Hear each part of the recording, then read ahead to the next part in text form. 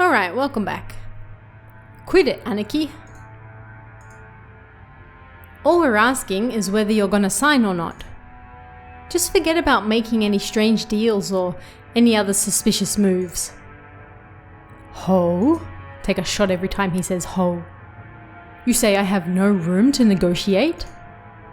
Are you trying to claim that I am in a weak position, which therefore puts us in an unequal relationship? Shivers began to crawl up Rudolph's back. He began to feel himself getting overwhelmed by the height of his brother's completely insurmountable wall and the long shadow that had existed since they were children. Shouldn't deals be made between those on even footings? From my perspective, this deal will help restore the long-lost trust of my younger siblings and deepen the love between us.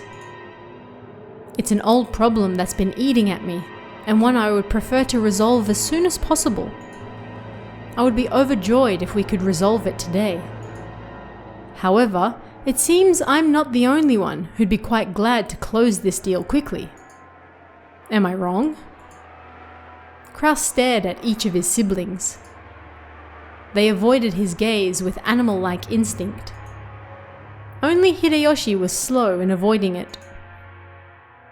So he was caught by Krauss's gaze. Hideyoshi-san, I hear your company has been doing extremely well lately. At a brisk pace, it went public, and both its track record and its stock prices have soared. I am truly jealous. We aren't here to talk about my husband. However, it is unfortunate that you have neglected your stockholders. It's even more unfortunate that you were unable to solidify your base when you became stock listed. Before you realized it, some bad-natured colleagues of yours had bought up a huge share of your company's stock, right? How could you know about that? The same way you knew about me. If it's possible to collect evidence proving that no one would offer a loan to me, then it's possible for me to collect evidence on you. Haha, 4D chess. Ha ha ha, is it really so unexpected as that? Krauss grinned broadly. In contrast, Hideyoshi's face was rapidly turning pale. Hideyoshi's company was a restaurant chain management company that he'd started from nothing. Thanks to Hideyoshi's management efforts, the company had achieved success repeatedly, expanding its range, and a petition to make it a stock-listed company had recently succeeded. The greatest advantage of being in the stockholding system is that you can sell stock certificates and gain a large amount of financing. That amount tends to be far greater than a business's normal profits. So, this is an extremely effective way to gather massive funds to expand a business even further. However, in exchange for financing the company, the stockholders gain certain rights. Oh God, I'm getting a rundown of the stock market. They're given rights that allow them to observe and guide the company they've invested in, leading to profits even greater than their original investments. This right is guaranteed to the stockholders, and they sometimes use it to dismiss ineffectual management. The right allows them to keep an eye on management and prevent the money they've invested in the company from going to waste. However, if they use it forcibly, they can eject the former management and take over the company. After all, dismissing management and nominating new management are powers held by the general body of all shareholders. That power is determined by the majority decision of the stockholders. Oh boy, I hope this finishes quickly. And people who hold more stock get to cast more votes. Yes, yes, yes. In other words, if some person or group holds a majority of the stock, they can freely chase out the old management and make the president anyone they'd like. Okay, one problem that I have with this novel is that it repeats the same thing, like 5 times over. It just chooses different words to do it. Over and over and over. Like this would be half the length if they just said everything once. Like I got it the first time. I don't need it repeated for me in another 4 different ways. Really wish that it was just shorter. If they want, it's also possible for them to make themselves president. Most companies take various defensive measures to stop malicious people from buying up their stock and threatening their position, like ensuring that lots of stock is bought by those close to them, such as company employees. However, Hideyoshi's company had only recently become stock listed, and he hadn't had time to strengthen those defensive measures. Or maybe Hideyoshi was so engrossed in the management of his company that he couldn't properly understand the dangers of being stock listed. It's hard to say whether he should be viewed as a kind-hearted manager immersed in the work of management, or a foolish manager who had his feet swept out from under him. In other words, you've just said it. There existed some people who wouldn't let him get away with that naivety unscathed. They began repeatedly buying up stock in Hideyoshi's company, rapidly gaining such strength that they couldn't be ignored. They then sent anonymous documents to the shareholders in an attempt to gain control of a majority. See, I don't care about any of this part of the story. It could easily be summed up in a single page or two. It just makes it so long. I like the story, but it's so long. The documents read, "The current management continues to make pointless investments and is ignoring the needs of the stockholders. Let us force the current management to retire, cut the current wasted investments, and let this company be born again as one that gives more back to the stockholders." It's very difficult to make the actual state of a company's management known. The fruits of Hideyoshi's sleepless nights and constant concern for his company were cruelly distorted, and he lost the trust of his stockholders. Thanks to these efforts, this group had almost collected a majority of the company's stock. At that point, even Hideyoshi noticed and started to buy back the stock, but the stockholders realized that the company was undergoing an acquisition maneuver, and each demanded a ridiculous price for the shares that Hideyoshi was trying to buy back. They continually tortured Hideyoshi, who had no leeway in the negotiation of the price. One of the certainties of capitalism is that the price will rise when two parties vie for the same thing. And one of the certainties of democracy is that the majority controls everything. So in the end, whoever manages to buy up the most stock wins. Put another way, whoever has the most money wins. Unless Hideyoshi could obtain a large sum of money at this critical time, he could easily lose all he had built so far. Therefore, more than anything else, he wanted a lot of money right now. Capitals. He couldn't wait for the division of Kinzo's inheritance, since no one knew when he would die. And you, Rudolph, have been in quite a lot of trouble lately too, haven't you?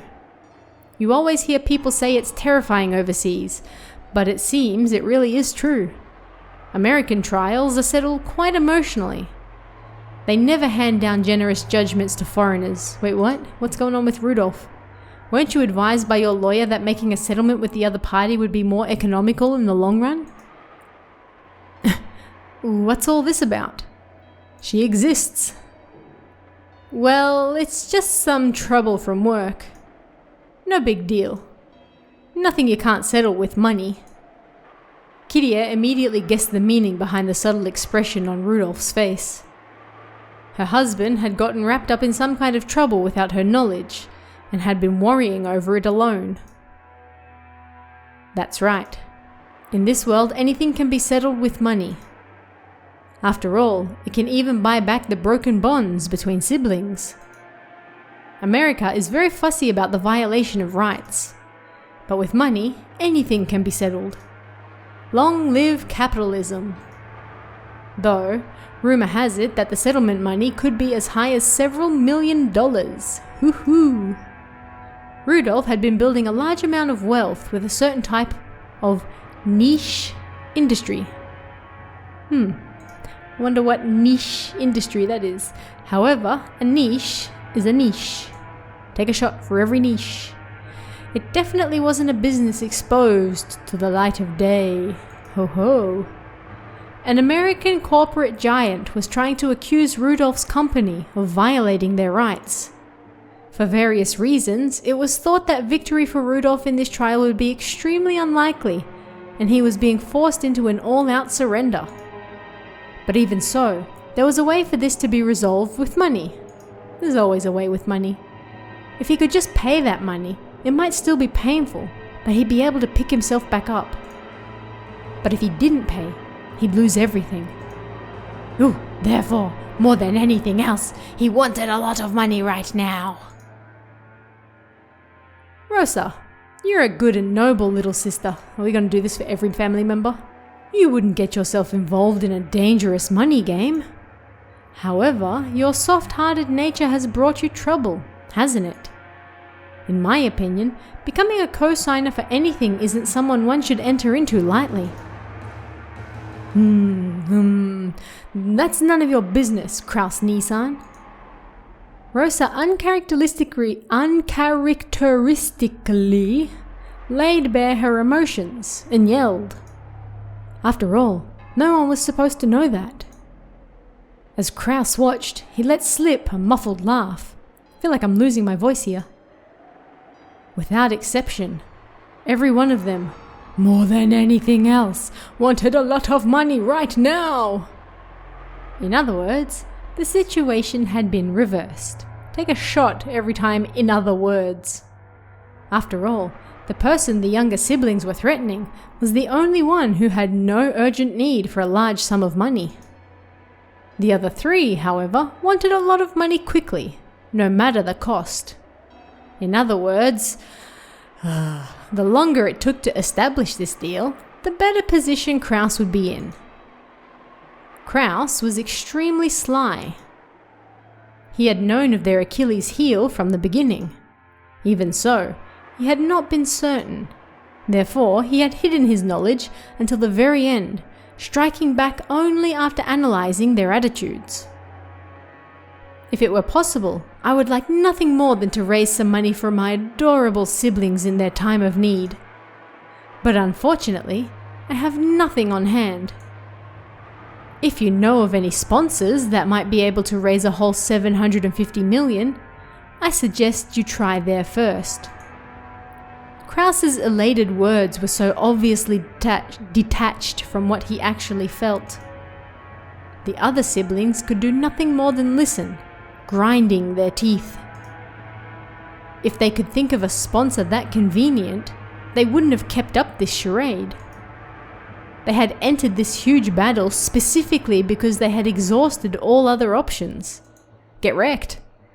However, if you do insist on relying on your big brother, I wouldn't mind using my influence to help you find such a sponsor. Oh wait, I do believe you said that I have no influence. Well then, I'm afraid I won't be much help to you. Krauss's low, gloating laugh began to fill the parlor. The younger siblings, who had been driving the oldest brother into a corner until a moment ago, could do nothing more than grimace and grind their teeth. That's not good for your teeth. Eva, don't make me laugh. As if I'd ever put myself in your debt. Don't make me laugh. Don't make me laugh. If we'd relied on you, how exactly would you help us? I told you, didn't I? All I can do is find other sponsors for you. Of course, I will negotiate for the highest interest rate possible.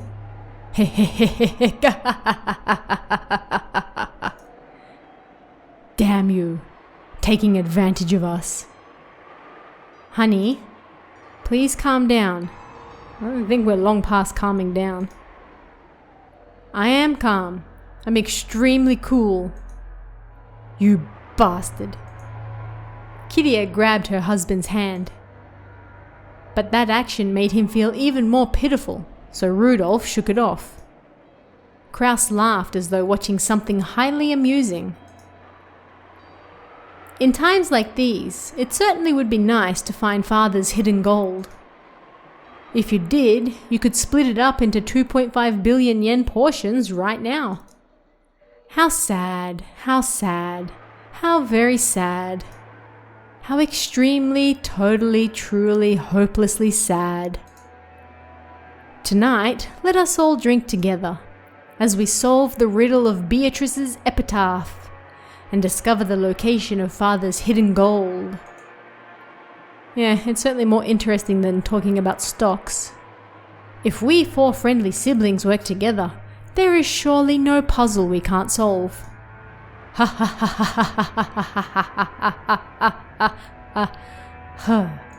That hurts my throat.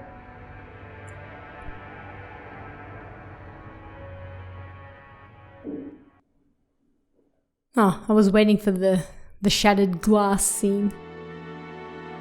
Alright, where are we? Humph.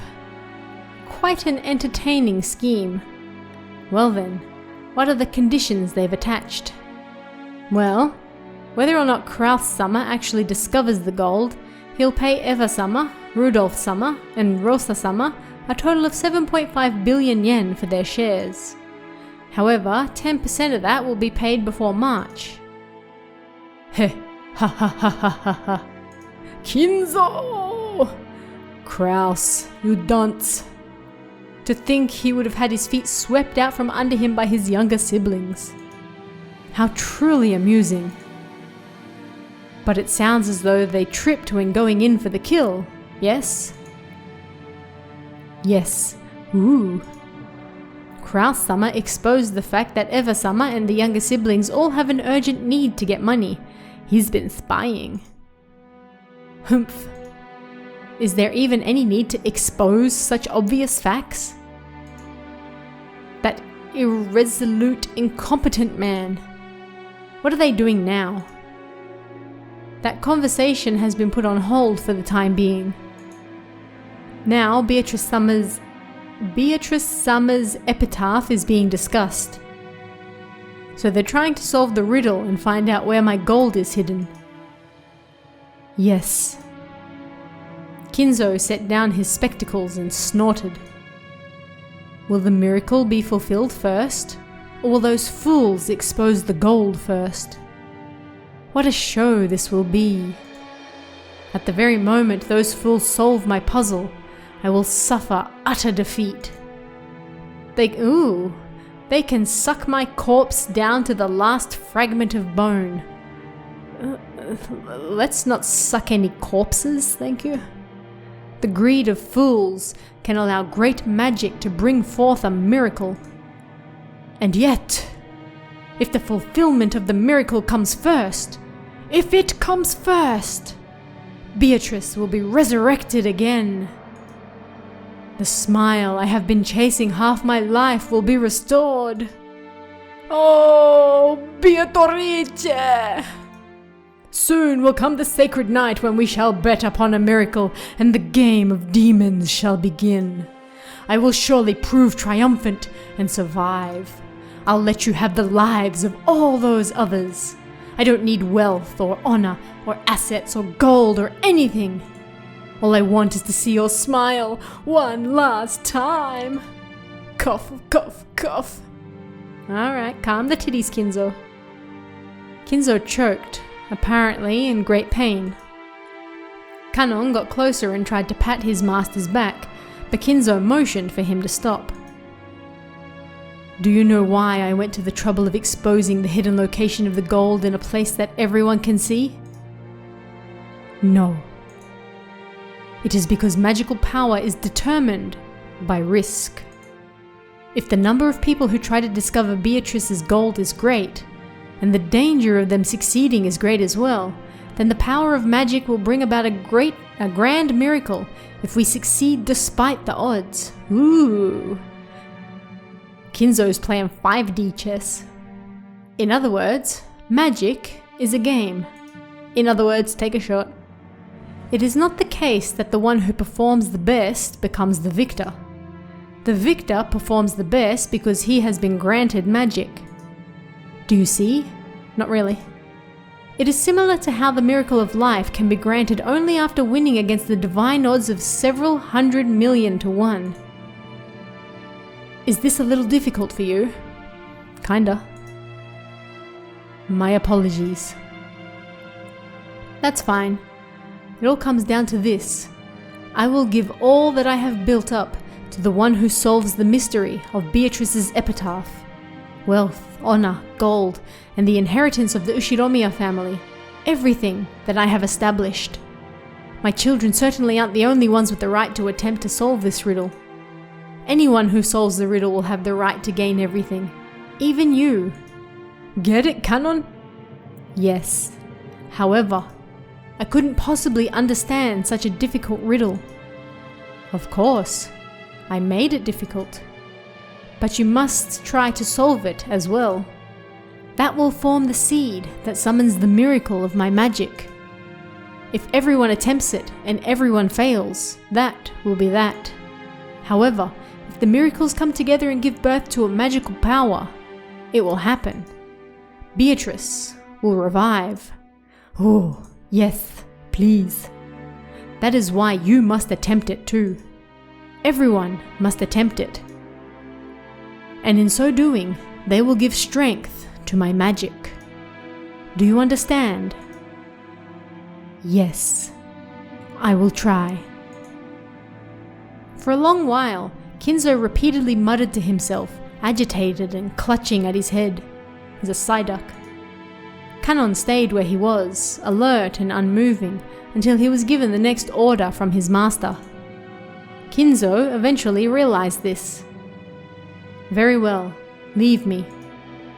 There is a bag of sweets on the liquor cabinet. You can take some with you as a reward. Woo! Sweets! Yeah. I'm fine. After all, I am furniture. So furniture doesn't eat sweets. Well, I suppose it stands to reason. In that case, leave me. Furniture also doesn't move or talk either. Yes. Excuse me. Kanon bowed and left the study. As the door closed, a heavy locking noise sounded out.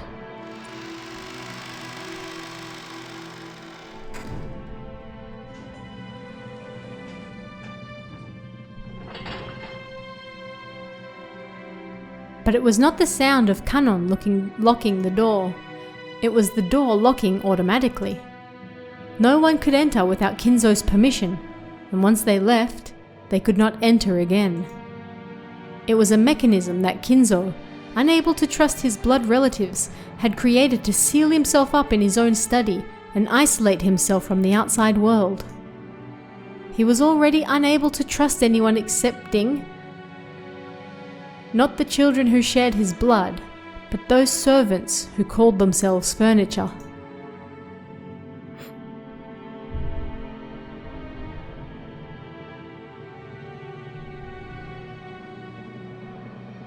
Nanjo-sama, how are you feeling?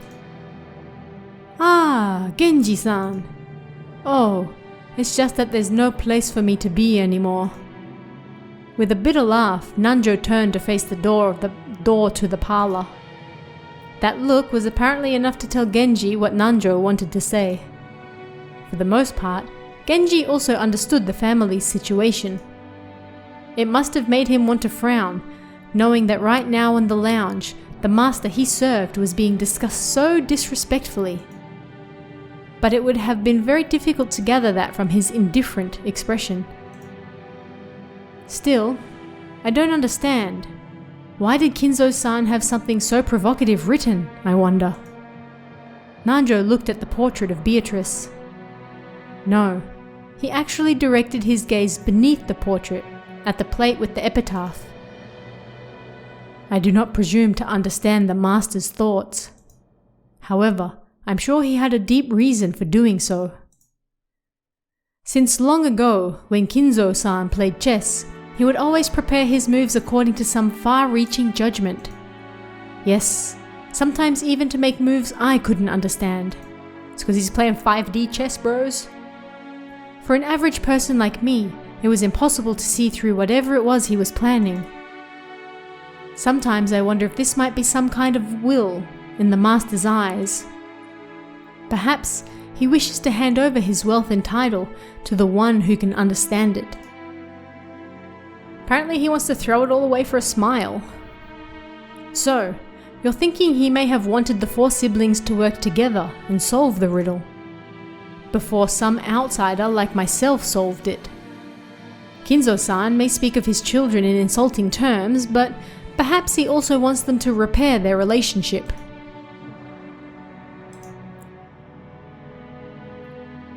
It certainly would be heartwarming if, as Nanjo had suggested, this epitaph had been made to repair the siblings' relationship. However, both Nanjo and Genji knew that nothing could be more impossible than this. It's because they're all assholes. They'd known Kinzo longer than anyone, and Kinzo trusted them more than his own relatives. But even they could not guess at his true motives. The master always says that everyone has the right to try and solve the riddle, even if they aren't a member of his family. What about you, Dr. Nanjo? No, it's a little too difficult a puzzle for this senile old man. Actually, I once wrote this epitaph down on my notebook. Night after night, I would try to solve it before going to sleep. But, it really is hard. It looks like we might have some free time to relax and consider it before someone comes to get us. What do you say, Genji-san? I am nothing more than furniture in service to the master. Gold and assets are unnecessary to me. My, you're very modest. I imagine that's why Kinzo-san trusts you so much. If so, I am honored.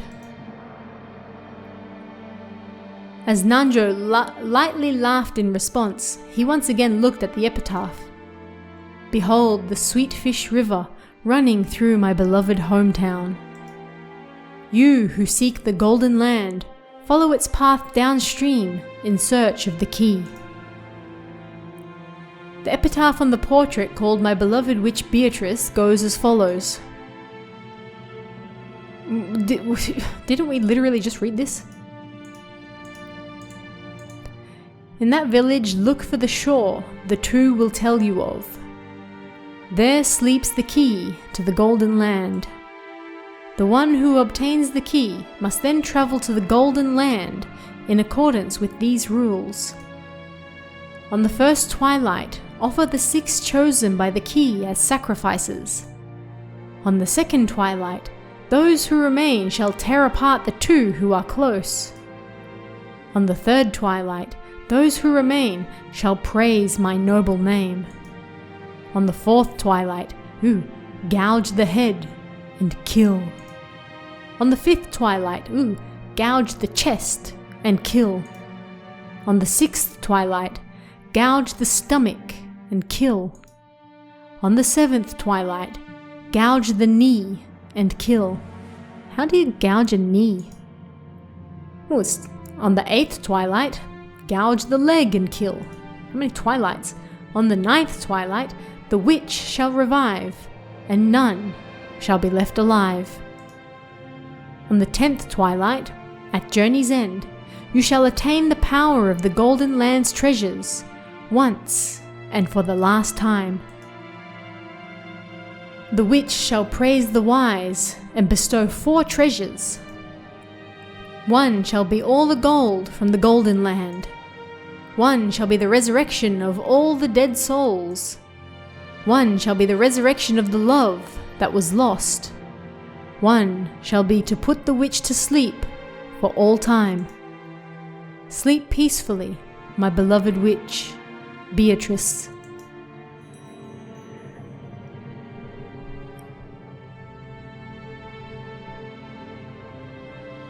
Well then.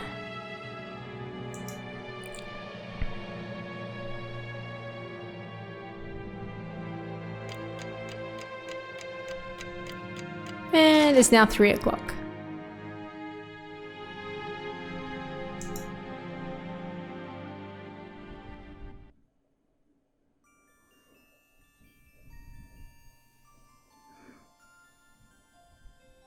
Alright, we're finally at the beach.